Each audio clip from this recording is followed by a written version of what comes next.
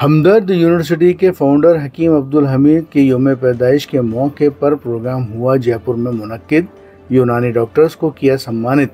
Sindhi camp استھت ایک hotel میں یونانی ڈاکٹرز کا پروگرام منعقد ہوا۔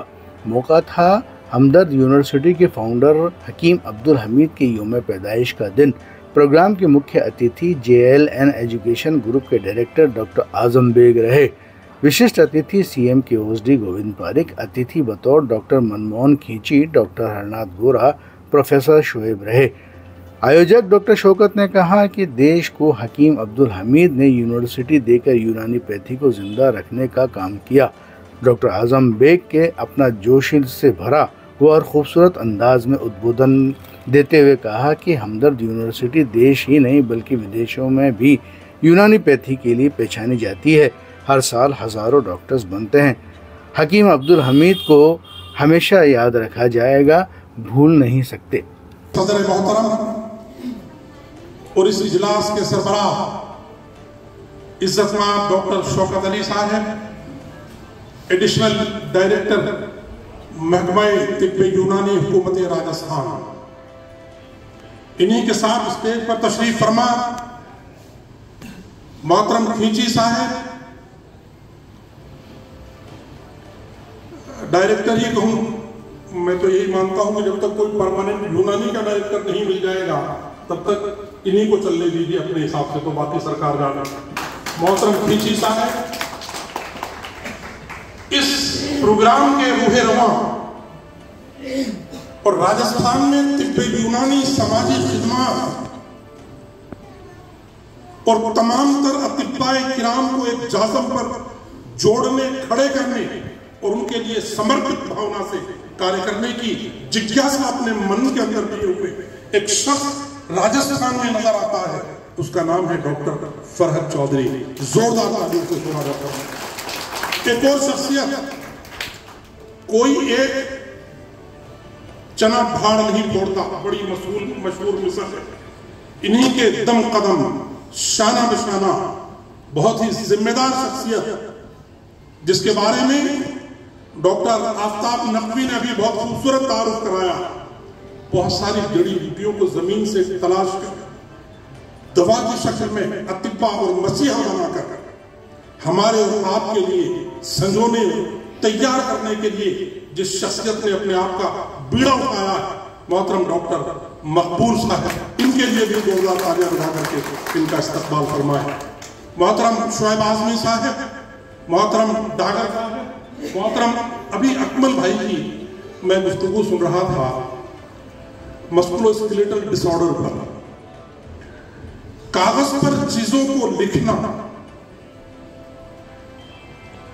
اور PPT کے مادھیم سے اسٹوڈنٹس تک اور ڈاکٹرز تک اس پیتھی کو پہنچانا، بہت خوبصورت لہجے میں اپنی بات کو کہہ کر کے اپنی بات کو منوا لینا، یہ ایک فن ہو سکتا ہے، لیکن جس شخص نے زمین پہ رہ کر کے زمینی حقائق کو سمجھ کر کے اپنے دل کی گہرائیوں سے طب یونانی کی خدمت کو خدمت کا ذریعہ بنایا ہے، اس شخصیت کا نام ٹونک کے طب کالج کے مشہور پروفیسر بھائی ڈاکٹر اکمل ہے، اور میں نے عملی طور پر ان کی وہ خدمت دیکھی۔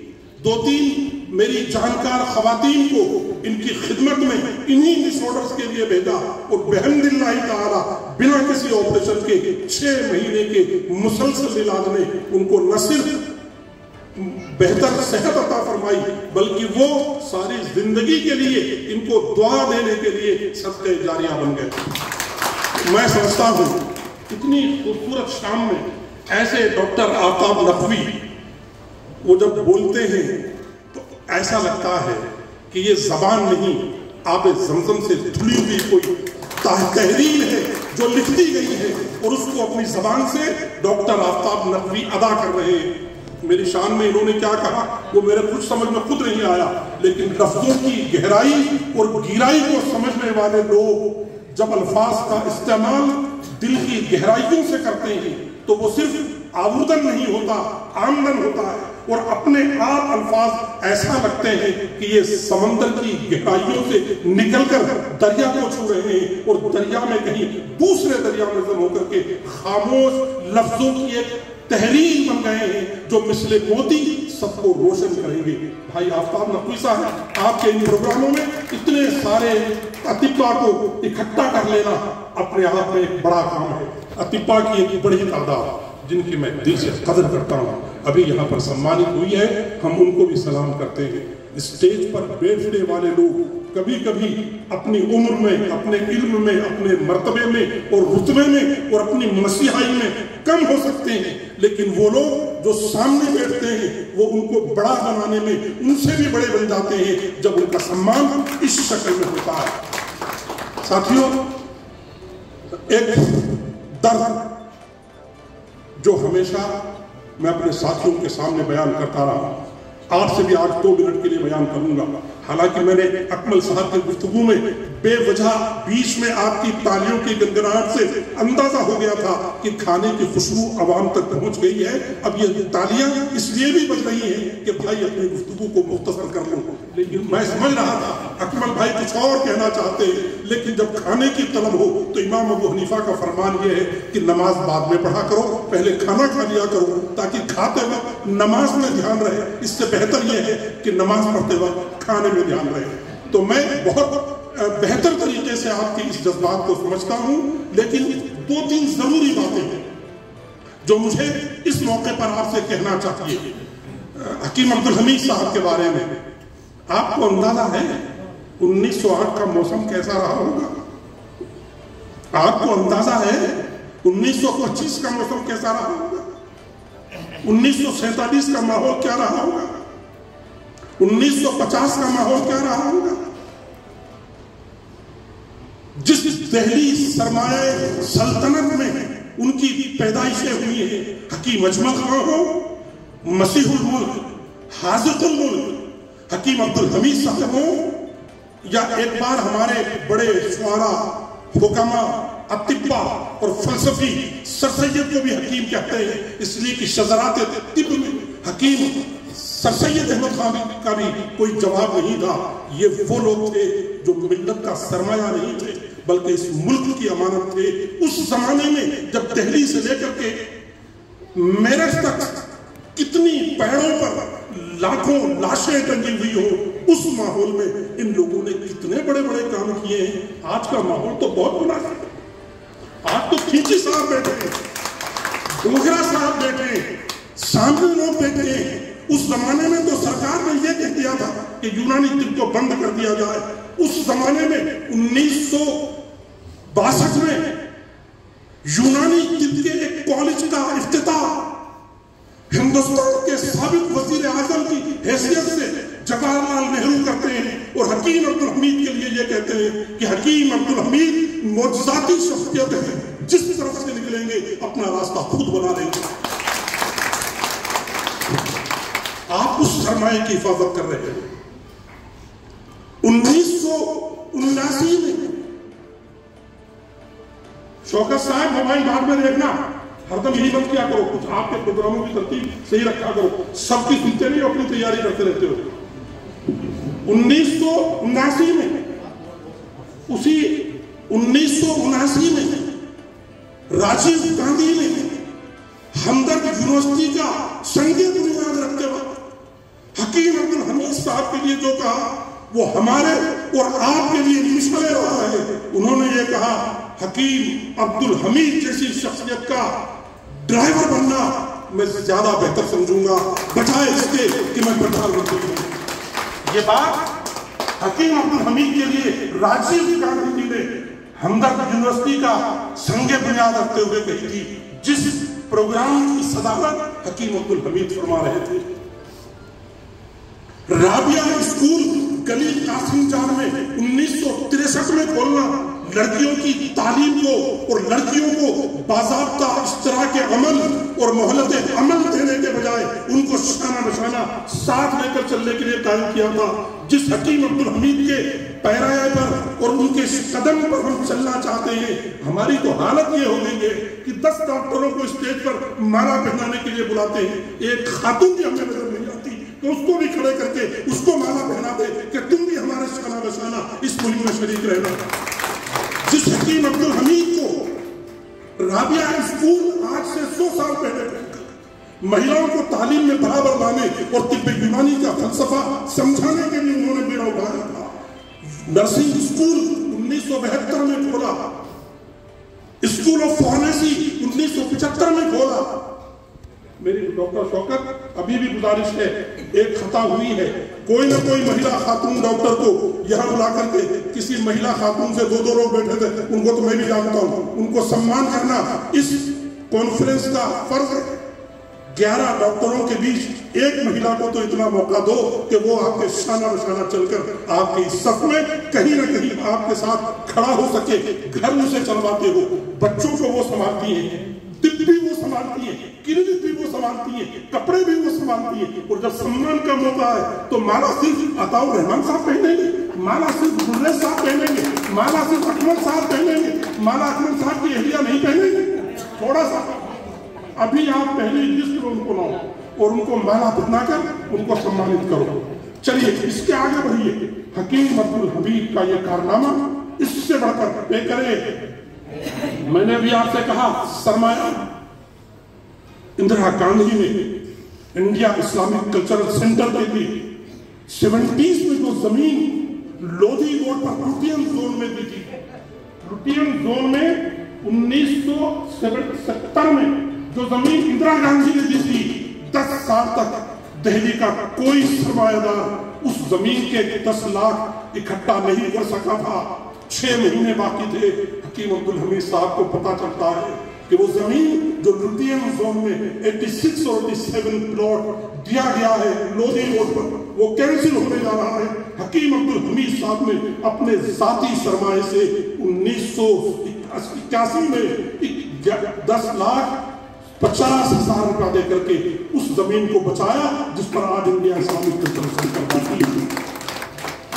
मोहतरम अताउर रहमान साहब ये फरमा रहे थे, वो हमारे लिए आदर्श भी हैं, वो हमारे सरपरस्त भी हैं और हमारे खैरख्वाह भी, मसीहा भी। मेरी उनसे गुजारिश है, बहुत अच्छी बात उन्होंने कही थी। जयपुर के 4 इलाकों में, वो इससे पहले डीसी कॉन्फ्रेंस में इस तरह की बातों को फरमा चुके हैं। 4 इलाकों में हकीम अब्दुल हमीद साहब के नाम को जिंदा रखने के लिए ये काम बहुत बेहतर तरीके से मोहतरम मकबूल साहब कर सकते हैं, मोहतरम फरहद चौधरी कर सकते हैं, अकमल साहब कर सकते हैं, और ये डॉक्टर शौकत जो आज सफेद लिबास में मलबूस फरिश्ता बन के बैठा है, ये तिब्बे यूनानी का एकमात्र राजस्थान का जाना पहचाना नाम है। और मुझे ये सच बता रहा हूँ, मैं एक बार उनके साथ मोहतरमा वसुंधरा राजे जी के यहाँ जब गया, उन्होंने मुझसे ये कहा कि मेरी दुखती हुई कमर को सीधा इस शख्स ने किया, तो मेरा तो सर फख्र से बुलंद हो गया कि ये वो डॉक्टर शौकत है जो मुख्यमंत्री का भी लड़खड़ाती कमर का इलाज कर सकता है। इस शख्स के अंदर ताकत है। लेकिन हमारी तिब्बे यूनानी के लोगों की ये जो आदत है कि ये यूनानी का नुस्खा सिर्फ शौकत के पास रहना चाहिए, अगर डॉक्टर अकमल को पता चल गया तो मेरी मुसीबत हो जाएगी। हम रह रहे आ रही सदा दिल के दाग से इस घर को आग लग गई घर के चिराग से। मैं बहुत माजरत के साथ ये बात कहता हूँ। हकीम अब्दुल हमीद साहब से भी उस वक्त जब उनके इंतकाल के 1 साल पहले वहां के फिलासफर्स ने, प्रोफेसर्स ने ये कहा, सर जिस चीज पर आप मेहनत कर रहे हो, ये हमदर्द के तलबा यहाँ तो तिब पढ़ते हैं लेकिन क्लिनिक पर बैठ करके आयुर्वेद से इंतजाम कर, वो एलोपैथी में इलाज करते हैं। हकीम साहब ने बहुत बेहतर बात फरमाई थी। हकीम अब्दुल हमीद ने कहा था, पैसा इनको मजबूर करता है कि मौजूदा जमाने की जरूरतों के मुताबिक इलाज फरमाए, लेकिन पैसे पे ध्यान न देकर अगर रूह को तक़वियत देंगे, इनकी रूह ये बात कहती है कि नहीं, ये फलसफा इलाज आयुर्वेद और आयुर्वेद से कहीं बेहतर है, तो फिर ये लोग अपने आप यूनानी में इलाज करने लगेंगे। अपनी रूह को बेदार करो, हकीम अब्दुल हमीद साहब के उस नक्शे कदम पर चलने की फिक्र करो जिसने बड़े बड़े सरमायादारों को, हुकूमत वक्त के हुक्मरानों को इस बात पर झुकने के लिए मजबूर किया था। इलाज सिर्फ मजहब नहीं होता, इलाज होता है। और तड़पते लड़खड़ाते किसी इंसान को अगर कोई पेथी ताकत देती है तो फिर उस वक्त वो आपको ईश्वर का दूत मान करके ये समझता है कि भगवान आसमान पे रह करके हमारी खबरगिरी करता है, लेकिन उसका कोई दूसरा रूप है जो तिब का माहिर बन करके हमारा इलाज करके हमको बेहतर जिंदगी देने और हमारी मसीहई का इरादा रखता है। मैं इसी मुख्तसर गुफ्तगू के साथ अपने यहाँ तमाम मौजूद एक एक शख्स मेरी निगाहों के सामने बड़ी बड़ी शख्सियतें तशरीफ फरमाए। शफीक साहब, डॉक्टर निसार साहब, डॉक्टर अलीम साहब, डॉक्टर हमारे महमूद भाई, इतनी बड़ी बड़ी शख्सियतें तशरीफ फरमाए। आप तमाम पीछे तक मेरी निगाहों के सामने शाहिद भाई वगैरह, मैं आप तमाम लोगों को दिल की गहराइयों से इस्तकबाल करता हूँ।